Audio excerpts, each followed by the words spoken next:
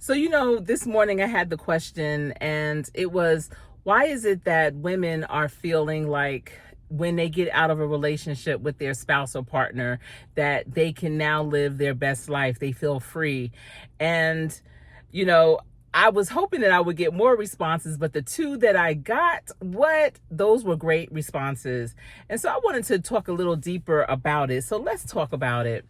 So the question is, why do women feel that way? But I really rarely hear men say that if they have a split or divorce or whatever from their partner or spouse. I don't hear men saying, "Oh, I finally got out of it. I'm glad I got out of it. I can now be who I want to be or who I was supposed to be." Maybe they talk that way amongst themselves. I'm not sure. But I was just wondering why so many women feel that way. And when did you lose yourself? When did it become a part where you found you lost yourself, So one of the people that responded in my chat had said that maybe people feel like they're stuck. Women feel like they're stuck because of financial reasons, because of their children, because of their living situation. There's different things that occur at different times in your relationship where you may feel stuck. And when you get out of it, maybe once your children are grown or when your finances change and you're like, okay, I can pivot now. Now you're feeling like you can breathe and everything is okay. Then another person was saying, and shout out to the two that left a comment, and that was Sassy and Deborah. Deborah was one of my guests on my podcast on Friday. But Deborah had said, a lot of times women do things because we have been taught that that's what we're supposed to do. Oh, you're supposed to put up with that. You're supposed to stay regardless, and I can definitely see that being something that is more habitual, something that was passed down through the generations. Well, my mother put up with it, and what she went through, what I'm going through is not as bad as what she went through. And that definitely could be a situation. But I want to know, at what point, before you got into that committed relationship, at what point after you got into that committed relationship did you say, you know what, I don't know who I am, or I'm stuck here? At what point did you start feeling stuck? Was it after you've had children? Was it during a financial challenge? When was it? And I'm really talking to the young ladies here that are on the verge of maybe meeting their Mr. right now or right forever, and they're about to embark into a really serious relationship. And I just want to tell you, before the relationship becomes too serious, don't lose yourself. Because I believe that some people lose themselves before they get into that situation, So when you are dating someone, don't stop, drop, and roll for that person. Always have something of your own going on so that they have to come to you and do what you're doing sometimes. It's not always you running behind them. And that's what the old school used to say, stop running behind that boy, or, stop running behind that girl. And that's not just literally chasing them, it's figuratively. It's always like wanting to see, waiting at the phone, wanting to see what they're doing, when they're going to call, when they're going to pick you up. Don't always make yourself available. Have other things that you're doing, other things outside of your work. Volunteer, coach, sports or whatever. Do things with your friends, vacation with your friends. Don't always do everything with that person. That's not really how you build a strong relationship. You have to do things separately, so when you come together, you'll have those special moments and things to talk about. If you're always together, seeing the same things, talking to the same people, going to the same places, what new things are you bringing to the table? So have a life, always have a life outside of, I remember when my son, when he got his first girlfriend in 10th grade, and listen, I told my husband, I said, we're going to have to go and meet this girl's parents, because I need to tell her mother that my son has a mother. So don't think you have to, be like his mother, have him over there eating your food. Maybe I don't cook, but I provide food for my family. I know where to get food. I know where to buy it.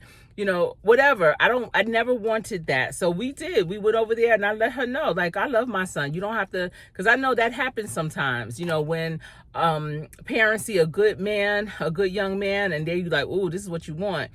And I'm like, you don't have to do that over here. And I was, listen, this is what I believe. When you're young, you shouldn't date anybody more than 6 months. That's 6 months. More than 6 months is too long, because now you're just getting too stuck with that one person.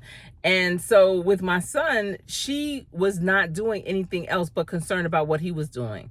Always calling, wanting him to come over, wanting to come over herself, just too much. And I remember I was like, wait, you're busy. And she was getting mad that he was so busy. Like, you always going somewhere, you're always doing something. Yeah, and she should be too. She should have her own thing going on too. And so I kept him even that much more busy. When I recognized that, when I was like, okay, she's not busy, she's all about him, yeah, he's going to be even that much more busy. And she ultimately broke up with him because he was too busy for her. So be too busy sometimes. And if the person is worth it, they'll stick with you. They will. They will. Another reason why I believe you should definitely have your own thing is because, I remember when I first got married and we lived thousands of miles away from our families and friends. And my husband had his colleagues, he had his teammates, so he always was around his peers, and of course they were at practice and everything, but you were around kindred spirits, people that are doing what you do and this, that, and the other. He had could have conversations, laugh, whatever they do. But I was home by myself. Now, we had a puppy, and the puppy, how much company can a puppy give you really in real life?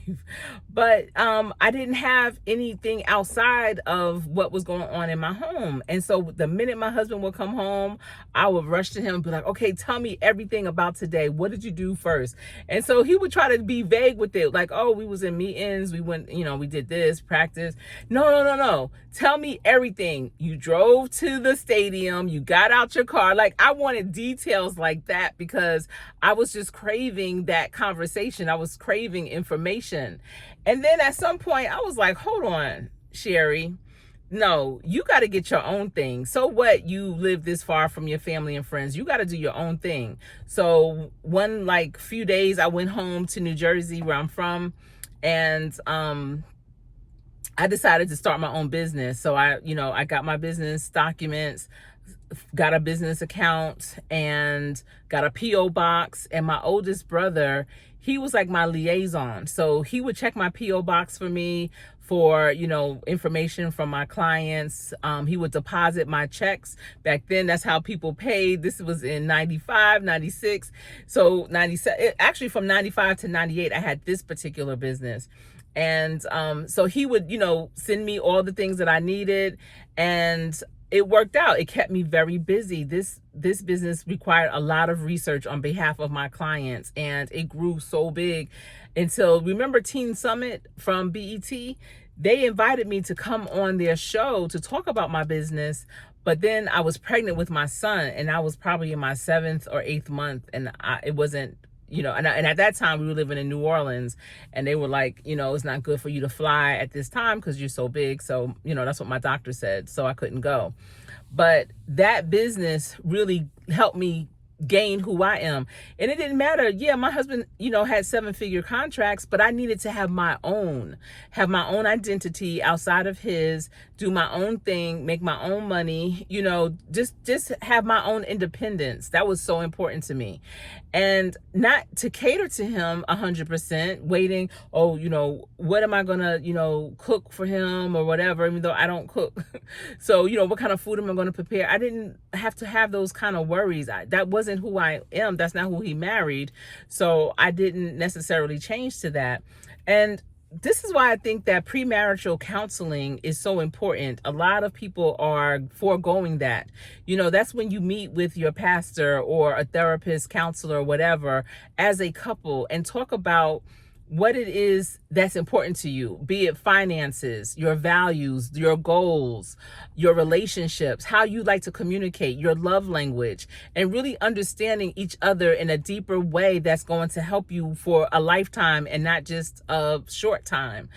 A lot of people, they focus so much on the wedding, the gown, the guest list, the food, the vacation, the hot, the honeymoon, whatever. And they don't realize that the marriage piece is the part that you need to have the most focus on. And so I think that, a lack of communication and understanding also puts women in a bind because they become so reliant in many cases of the man. Then they get frustrated because maybe the man isn't as resilient as you thought he was. Maybe when you met him, he had this phenomenal job or career, and then all of a sudden maybe he got laid off or released, cut from the team or whatever, and his money stops. But he doesn't know how to bounce back from that. If you go through counseling, you can talk about different things like that. Even if that exact example doesn't come up, counselors have a way of giving you examples where you can kind of see how a person would respond in a challenging situation, in a crisis. And if you feel like he doesn't handle crises very well, that might be that might give you pause. Because if you don't pause right there and try to really figure it out, maybe he even sees it and wants to get better and seeks attention for it.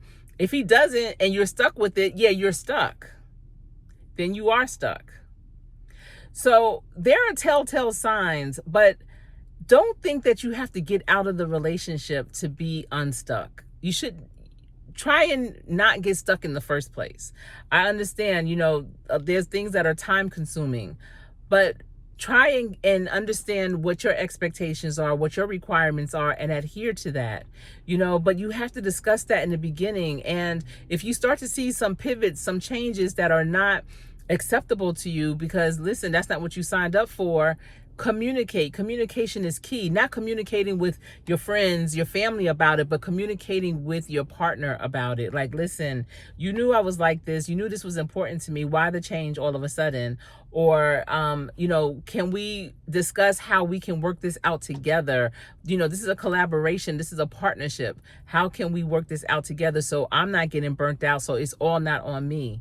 Just because you had the kids doesn't mean that the rearing of them, the care for them is 100% on the woman. I know in a lot of cultures, especially, and from old school back in the day, that's how it was. But no, it is so much easier and better when it's the two of you, for sure. All right, everyone. I didn't want to ramble on here, but that was just my question, for the day. And I was just trying to figure it out because I'm seeing so many videos, especially of women over 50 that are, it's almost like they made it to freedom or something. They woke up and was like, damn this. And, they are off to the next. So just try and honor yourself, give yourself grace, and do what's best for you, whether you're in a relationship or not. And if you are in a relationship, make sure that your spouse or partner knows that this is what you need. This is who you are. And you are a contributor, but you only could be your best self if you can be yourself. All right. That's all I have. Remember to practice every day. Practice so hard until when you get in, you will always win. And remember, you don't know who's watching. So do your best. All right. I am Coach Sherri.